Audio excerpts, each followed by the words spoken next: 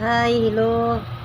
Magandang hapon sa inyong lahat. Hapon na dito mga alas 2 na ng hapon. Sa video na ito, sasabihin ko sa inyo, yung mga mangyayari sa buhay natin, hindi kapare-pareho. Ngunit ang kakaibahan lang, simula noon at hanggang ngayon, ginagawa pa rin ninyo ang mga bagay-bagay na hindi tama at hindi kalugod-lugod sa Diyos. Yun ang totoo. Alam nyo kung ano ang pagkakamali sa halik blessing? Dalawa lang kasi ang pupuntahan natin. Pagpapala at sumpa. Alam nyo, bago ako dumating sa ano nyo, sa poder nyo, may isang babae nag-ano sa akin na pupunta ako dyan, ganyan, di-welcome nila ako, ganyan, maayos na pag-welcome, maayos din na pakikitungo. At hindi ko alam ang mga pangyayari pa. Maliban doon, nung nagiging gamer ako, ganyan ang nangyayari. Kasi noon pa, pagkatapos ng lockdown, naglalaro na ako na naglalaro kasi wala akong malibang mapaglilibangan kung hindi maglalaro. Hanggang nadating ako sa punto na ganyan. Ang kaibahan lang kasi, alam nyo, ang Diyos ay nag-uutos. Ngunit, sinabi ko noon sa isang tao, hindi niya paniniwalaan. Alam mo, kahit ikaw makapangyarihan at hindi ka nakikinig sa sinasabi ng iba, wala ka rin. Kahit gaano ka katalino, wala ka pa rin. Alam mo, iba kasi ang isip ng Diyos at isip ng tao. Noon pa, pinapupunta na ako sa inyong bansa. Nung diyan pa lang ako sa isang platform ko. Ngunit hindi ninyo pinapakinggan kung anong mga ginagawa nyo, kung ano-ano. Tama, ako ang nagkakamali, pero dapat kayo ang magtuturo, di ba? Kasi kayo ang guro, kayo ang pinakamataas na antas, hanggang hindi ninyo ginawa eh. Oo, mahina ang utak ng tao na yun dahilan sa mga bagay na hindi niya kaugalian ginawa. Pero, marami na rin siyang napapasayang tao. Pero bakit ninyo ginagawa yun? Tingnan nyo, ang iba-ibang mga kalamidad ngayon, sinabi ko noon, ayaw ninyo akong pakinggan. Ayaw ninyo akong paniniwalaan. No? Na dumarating ang panahon na magkagulo ang buong sansinukob. May digmaan, bagyo, mga sakuna na hindi ninyo malaman, pero hindi kayo naniniwala. Alam niyo kung anong pinaniniwalaan ninyo? Yung mga taong sikat na. Tapos yung mga taong mababa sa inyo, ayaw ninyong paniniwalaan. Bukod pa, dati si Haring David, hari yon, si Haring David, nasa siya sa mga awit. Kung basahin mo yung mga awit, makikita mo yung talata ni Haring David. Si Haring David ay isang sundalo ng Diyos, isang propeta ng Diyos. Bukod pa doon, pinili siya at hinirang ng Diyos para magiging hari sa Israel.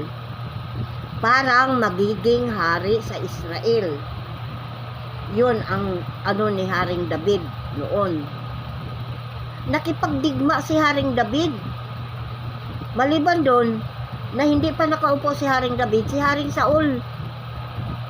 Sa palagay nyo, kayo lang ang hari ngayon? Wala. Noon pa, may mga hari na, kahit sa Biblia. Si Haring David ay pinili at hinirang ng Diyos. Alam mo, nakipagdigma si Haring David sa mga tao, parang matamit niya ang tagumpay. Nung matamit na niya ang tagumpay bilang hari, sumusunod siya sa Diyos eh. Sinunod niya ang Diyos, kaya ang tinig ng Diyos Yun ang pinapakinggan ni Haring David. Kasaklap lang kasi may bansa ngayon na lahat ng mga Kristiyano ay nandoon. Pero alam mo kung ano sinabi nila? Mga Kristiyano sila pero gumagawa ng mga kalukuhan sa bansa na yun. Kaya, saan ba galing yung kapahamakan? Galing ba sa ibang tao, di ba? Galing din sa inyo? Ayaw ninyong makinig. Ako dati, nakinig ako sa inyo at gustong gusto kong makarating sa inyong bansa. Pero, nakinig ba kayo? Di ba hindi? Hindi ninyo pinapakinggan. Nung nagtagumpay ako sa mga bagay na inyong mga pinapagawa, sinundo ba ninyo ako? Di ba hindi? Kung ano-ano ang mga sinasalang ninyo, kung ano-ano mga pinakita nyo, para ako panghihinaan ng loob. Pero ganun pa man, nagbibigay pa rin ako ng pagkakataon. Nagbibigay pa rin ang Diyos ng pagkakataon na paulit-ulit. Pero, anong ginawa nyo?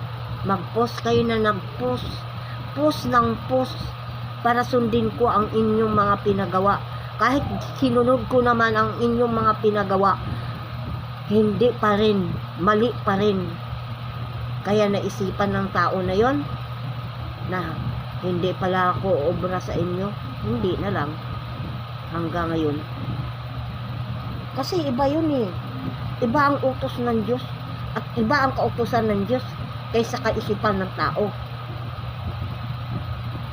At hindi ninyo alam na pagpapala yung babae na yun. Ngayon, bahala na ang Diyos sa inyo. Ha? Kasi yan ang gusto nyo eh.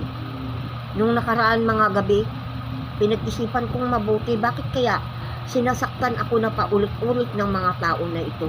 Bakit kaya tuwing ako ang inaano nila, iba ang mga nila, may mga pinupost sila na mga taong mga kinuha nila.